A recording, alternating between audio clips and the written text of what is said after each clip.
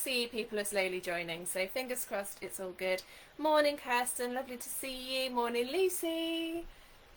Lovely to see you all this morning. It's Thursday again. I don't know where the week goes. I think when you've got something like this scheduled every Thursday, suddenly it comes around so fast. So good morning everybody, thanks for joining me. For those who don't know me, my name is Lauren. I am the team lead for Village Agents in Sedgemoor. Thank you for joining our Talking Cafe live this morning. Let me know if this is the first Talking Cafe live event that you've been to, and I'll explain a little bit about what it is that we're doing with these Talking Cafe events. Morning Carol, great to see you. But if you've been here before and you know what it's all about and you know what to expect, then I won't go through it again. But good morning and good welcome to Thursday's Talking Cafe. You are here with me in Sedgemoor. Weather's a bit better today than it was yesterday, isn't it? I was quite glad of the rain though, because it cleared a little bit of pollen from the air, and we're struggling with hay fever in this house, so I was quite happy to see the rain yesterday. How is everybody that's watching? Are you having good weeks? Are you okay? Morning Marilyn, I just saw your lovely message just before I went live, so I will respond to you when I've finished, but I'm really happy to hear that we managed to get you some help. Please do let us know if we can support you in the future. Send me a message, let me know how Jack is, let me know if you've been for a walk. It's really lovely to hear from you and to have you with us this morning. So I think I'll get started and work through the things that I'm going to talk to you about this morning. And hopefully people will join us and dip in and out. So first of all, I thought it might be useful if I explained a little bit about the NHS track and trace system that is being rolled out in the UK. It might be useful to just give some key points about how that system's working and what you can expect from that system if you have to use it, or whatever it might be. Perhaps you can pass this information on to loved ones, neighbours, friends. So for those that don't know, the NHS are rolling out a track and trace system which is designed to, literally as it says on the tin, track where the coronavirus is and trace where it might be spreading. So the first key point that I want to make really, really clear is there is one single telephone number that the NHS will contact you from.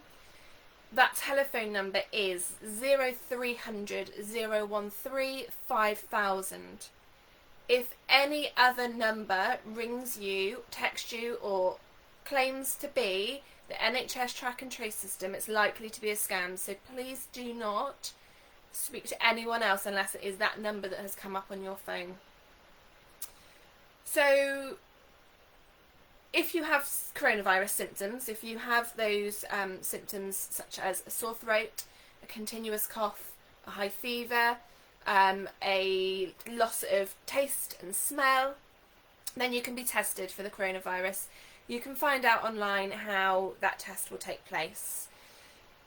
If your test is positive, you will receive either an NHS text, email or phone call to let you know that you have tested positive for the virus. The NHS track and trace system will then subsequently get in touch with you for one of two reasons. So if you test positive for the virus, you will be contacted within 72 hours of taking the test. Genuine texts, calls or emails from this NHS track and trace service will not ask you for any personal details up front. So they will not ring you and say to you, you tested positive for the coronavirus, we now need your full address, your name, your date of birth. They will not ask you any of that.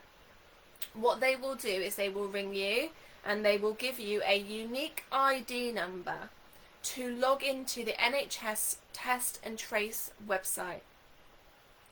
The only official web address for the NHS Test and Trace service is, I'm sure somebody will put it in the comments, but it's contact-tracing.phe.gov.uk. So once you've logged into that website using your ID, your unique ID number, you'll be asked to enter some basic information about yourself, which will include your name, your date of birth, the current address that you're living in, and the names of the people you live with, places you've recently visited, and names and contact details of people you have been in touch with around 48 hours before you develop symptoms. You won't be asked, as I said, you will not be asked to share this information in that initial phone call. So if someone is ringing you and asking for that information over the phone, it's probably a scam. Please do not give them that information. If you get a phone call about testing positive for the coronavirus and you have not taken a test, again, it's likely to be a scam. Please ignore it. Put the phone down. Do not speak to anybody who you suspect to be a scammer. There is a smartphone app which is being trialled, but it has only rolled out in the Isle of Wight at the moment. So if somebody offers to download an app for you for the track and trace service, it's not going to be real at this time. It's not rolled out in the UK yet, so please do not download any apps. The second reason which the NHS track and trace service might get into contact with you for is if you have been in contact with someone else who has tested positive for the virus. So if you have been in contact with someone in the 48 hours before they've shown symptoms, then the track and trace service are likely to give you a ring to let you know that that person has now tested positive. So if that happens and you have been into contact with someone who has tested positive, you will be asked to self-isolate for 14 days. That 14 days is the time period where you may start to develop symptoms, so it's really important that you do stay in your house for those 14 days to allow yourself the chance to know whether you are going to come out in symptoms of the coronavirus, in which case you can start the cycle again and you can be tested. If you receive a telephone call asking you to self-isolate, they will give you advice on how to do this, what symptoms you should look out for, and what to do if you develop the illness. Again, you will not be asked for any personal details during that phone call, so if you have a phone call where somebody is claiming to be part of this track and trace service and they are asking you for personal details, please do not hand them over the phone. Please put the phone down. It's likely to be a scam. The other thing that they want to really press is really crucial. You will not be asked to pass on the details of anyone you've been in contact with over the phone. So please do not. Red flag, if somebody rings you and starts asking questions, asks for details, please just pop that phone down. You can find out more about this track and trace service on the government websites, and also there's a few news articles that have been out today about this service. So please, if you're feeling anxious about it, have a little bit of a read up, find out as much information as you possibly can about this service, and if you're still feeling anxious about it, please do give one of our village agents a ring and we can talk you through the process and hopefully put your mind at rest. This service is to help contain the virus. It's not there to trace your movements or to for the government to watch where you're going and who you're talking to. It's to try and contain that virus. If it is spreading, we can hopefully contain the spread to a smaller area, and by isolating we can stop that spreading even further. So a really important service. As I say, really important notes. I'm just going to flick through the comments before I move on. Morning, Julie. Hannah's popped those bits of information in the comments. So as I say, if you are feeling anxious about it, please do give one of us a ring and we will talk you through what that service is. So if anybody has anything they want to ask in the comment section, we've got about 8 people watching now, so if anybody has anything that they want to bring up today, they want to ask, they're not sure of, then please do pop your question in the comments. Please leave out any personal information because it is public. Lots of people can see these comments.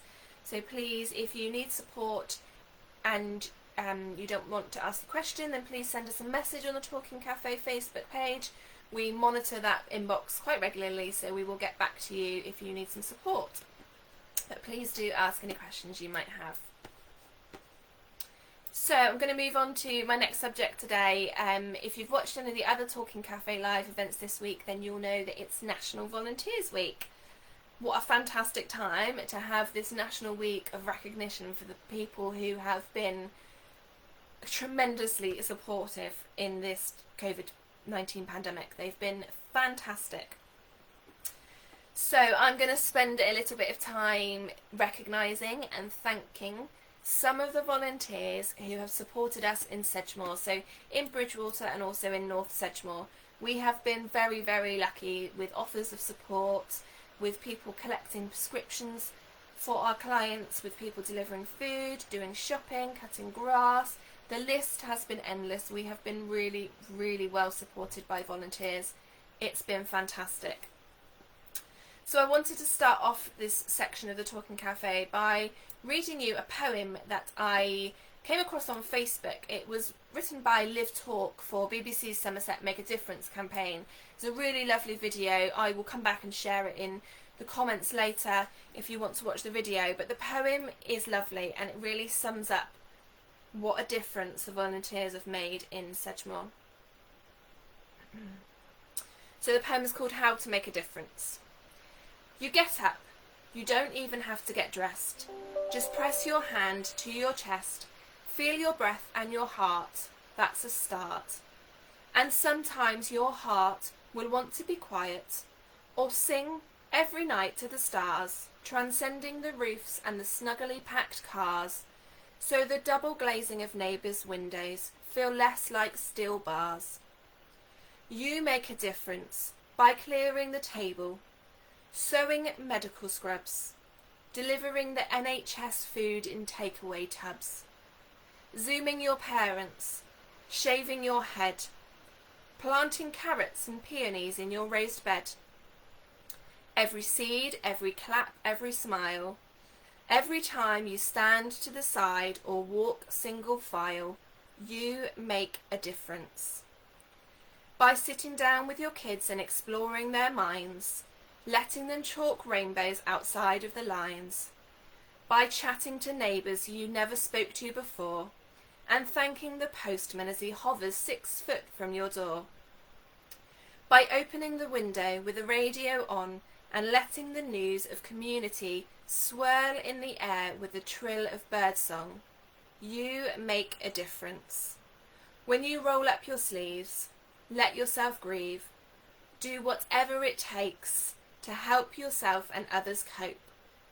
It's a lot about service, but a lot more about hope. That resonated so strongly with what we have seen in Sedgemoor. We have seen a real coming together of neighbours. We have seen people pitching in and doing their bit for community projects, sewing scrubs, delivering hot food, delivering food bank boxes, with every effort that everybody has made, and whether that be big or small, whether it be those replies that you have made to Facebook posts when someone is asking for help, whether it be saying hello to your neighbours and asking how they are, it has all made a difference. And I don't want anyone to underestimate the difference that it has made. So I just want to move on to thanking some of those wonderful volunteers in Sedgemoor who have really supported us through this time.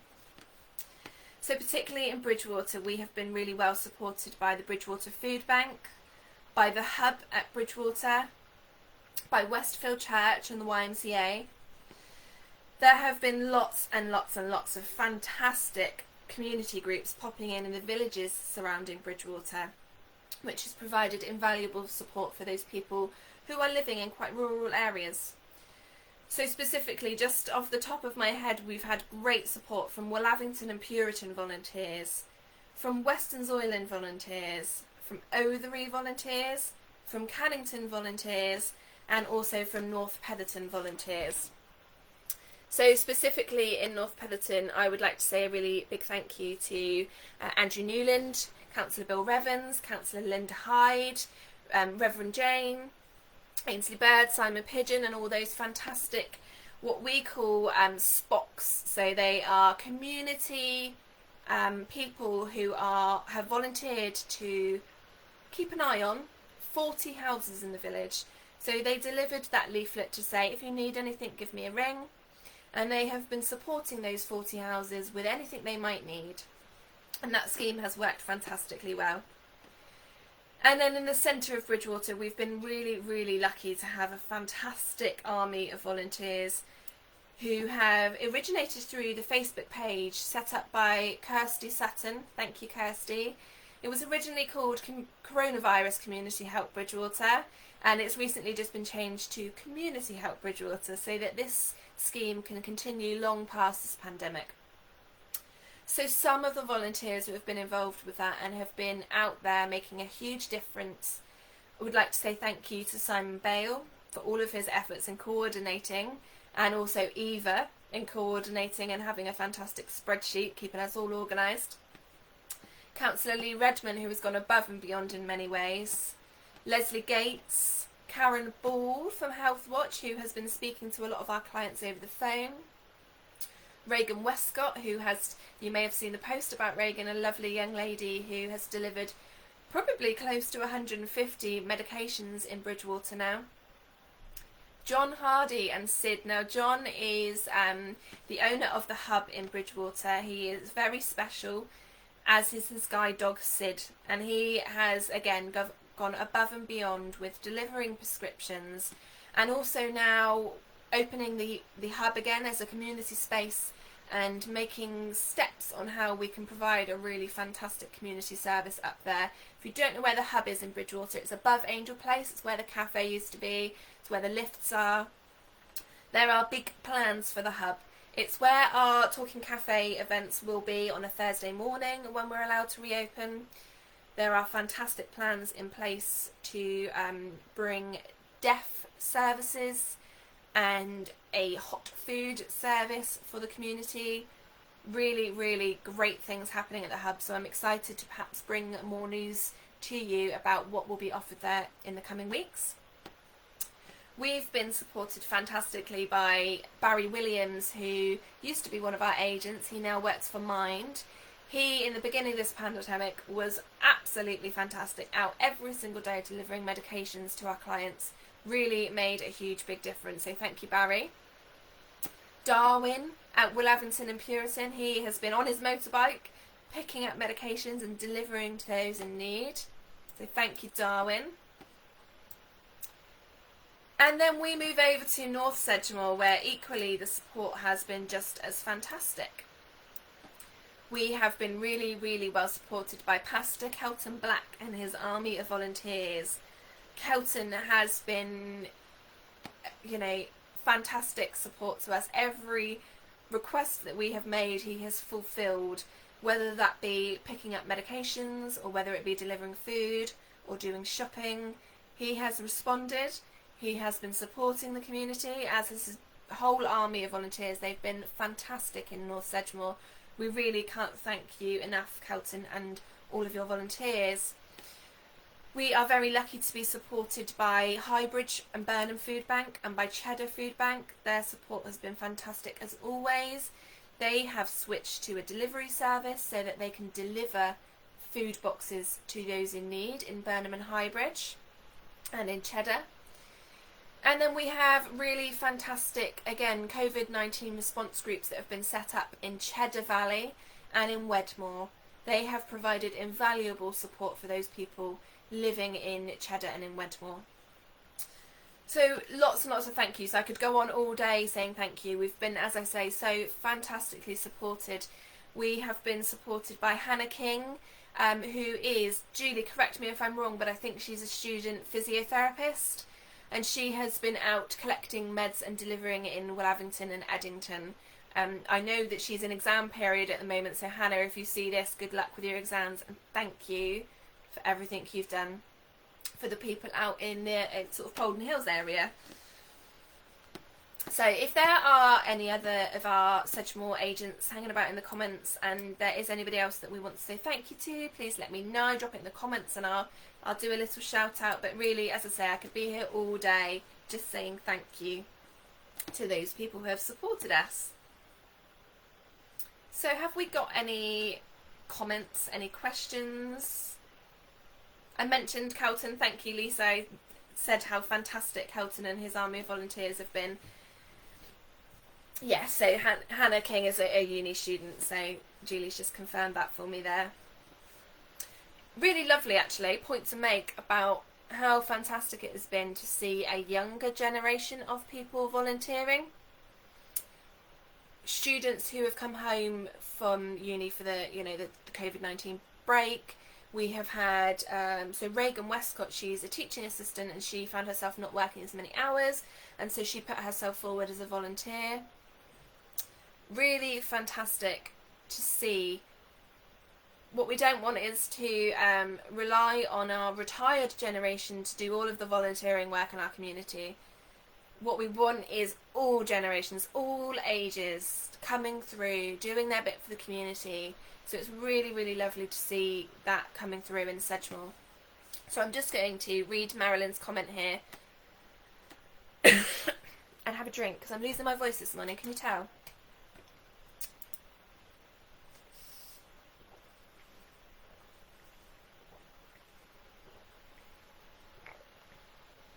Marilyn, you've raised a really good point there. Marilyn's saying she has to go for blood tests next week, and most surgeries, I believe, in Sedgemoor particularly, are asking that if you do have to attend the doctor's surgery for whatever reason, that you do cover your face, whether that be with a mask or with a scarf, just something to cover those ears, nose and mouth area, just to give you that extra layer of security against the virus. So Marilyn is saying that she has a friend who has been making face masks and she's worried because the lady making it has touched it, her friend has touched it, and then she's passed it to Marilyn. What I would suggest, Marilyn, is anything that you are going to wrap around your face, you can either boil wash it in a hot pan on the stove, hot water, boil it. I think they recommend about 20 minutes of boiling water to kill off any virus that might be in there. Or you could also pop it on your washing machine on a really hot wash. And I would recommend you even do that for a scarf that you're going to put around your face. Just make sure that it has been, as I say, boil washed, dried, and then wrapped around your face. It's just going to make sure that any nasties that were hanging around on that material had a chance to be boiled out. If I can find some official information on that, Marilyn, I'll send you it in my message when I reply to you later. If it's not for a couple of hours, don't panic, I haven't forgotten you. I've got some jobs to do after this live. I've got to go and pick up an office chair and deliver it to one of my lovely team members. And I'm also delivering some toiletries to a family in Highbridge area today. So if I don't respond to you quickly, Marilyn, I will this afternoon, I promise. But a really, really good point, actually. How can we attend these medical appointments safely? They're recommending, as I say, you cover your face, all the usual hand washing where possible, and carrying antibacterial gel and all those sorts of things. So really good question. So if there are no other questions, I'm going to move on to my next and final subject for today. We have 11 people watching, and hopefully lots more people will watch on the replay, because this is something that I think is really important. Just touch on, just acknowledge, and just have 5 minutes of conversation about something that is happening in the world at the moment, apart from the coronavirus. So I just wanted to give some space to the movement which you might be aware of that is happening. It isn't an easy conversation to have. It may cause some distress, so if it does, please let us know. If you are someone who exists in the online world or has been watching the news, then you may be aware of the Black Lives Matter movement that is really taking lots of space, as it should at the moment. If you are someone who doesn't know how to participate in this movement, it can be quite a scary thing to know what's the best way to go about participating. People worry about saying the right thing or doing the right thing, or causing upset if they don't do the right thing. And so I wanted to just pass on some resources that one of my wonderful friends, Georgia Holiday, Georgia's a life coach, and she has put together a Google document of some resources we can learn from, that we can educate ourselves on this movement, on the Black Lives Matter movement, so that we can better participate in these conversations in the future. So George has put a list of resources together. Hannah will pop it in the comments for us. It's a Google document which includes things from books that we can read, Netflix documentaries that we can watch, charities that we can donate to if that's within your means. Please have a look at these resources and just spend some time, if you have it, expanding on your knowledge around this movement. I think it's really important that we educate ourselves, that we, as myself, as a white person, I recognise my privilege, and I use that privilege to support the movement and raise the voices of our black and ethnic minority groups, specifically in this area, but nationwide as well.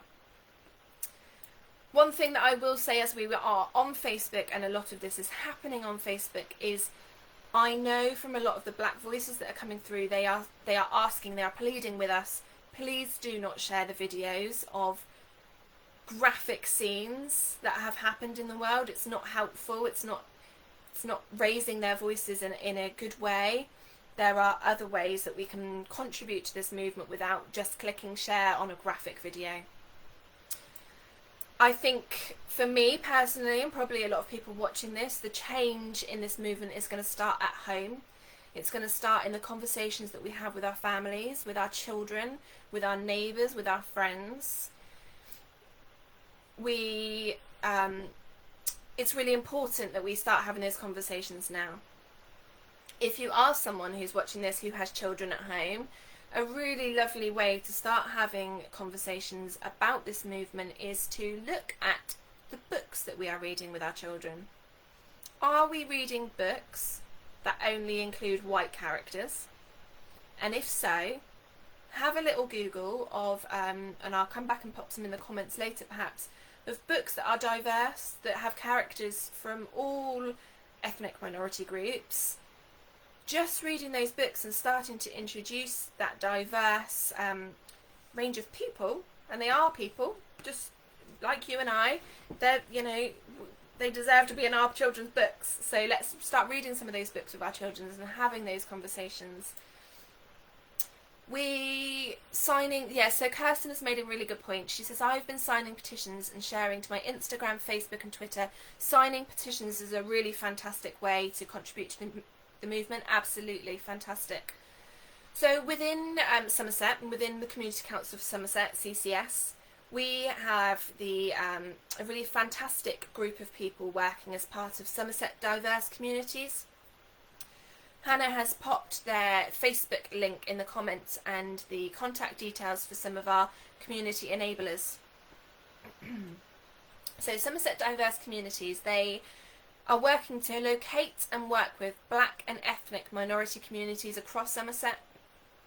So they build relationships with these groups and they help them to develop skills which facilitate long-term sustainability. So if you happen to come across this video, if it's shared to you and you are someone who would like some support to create a more empowered, visible and vocal black and ethnic minority community group within Somerset, you can go to their Facebook page, Somerset Diverse Communities. You can reach out to our two community enablers, Michael and Justna. Their contact details have been posted in the comments. Reach out and let us know how they can support you within your communities. What is it that you need? How can we help? How can we contribute to this movement? Please let us know. So that's kind of all I wanted to say on that matter. It didn't feel right to me to do an event today and not just touch on the conversation, because it's a huge movement at the moment. It is really storming the world as it should, and it's just great to touch on how we can contribute to that. So as you can hear, I'm losing my voice. That's the hay fever. I'm unfortunately get it all in my throat. So I think 30 minutes of me chatting is probably enough. But if you do have any more comments or anything you would like to say before I leave, please do pop them in the comments. If you're watching this on replay and you would like to have a conversation about any of the things I've spoken about today, please do send us a message on the Talking Cafe Facebook page and one of our agents will get back to you. If you need support with anything in Somerset at the moment, please do give us a ring. One of our agents will be happy to help. Otherwise, I will see you all again next Thursday probably, if I can't convince one of my team to have a go. I know you're watching. Julie, Lisa, Mandy, if you're still there. Anyone else want to go? So I think That's it. Thank you, Lauren, for a great source of information. Is useful. You're very welcome, Lucy. I didn't realise you'd join us today, but thank you for being here. It's been lovely to just spend half an hour with you this morning. As I say, I will probably see you again next Thursday, but if you have anything that you need from us, please do reach out and let us know how we can help. Otherwise, I'll see you next week. Take care, everybody.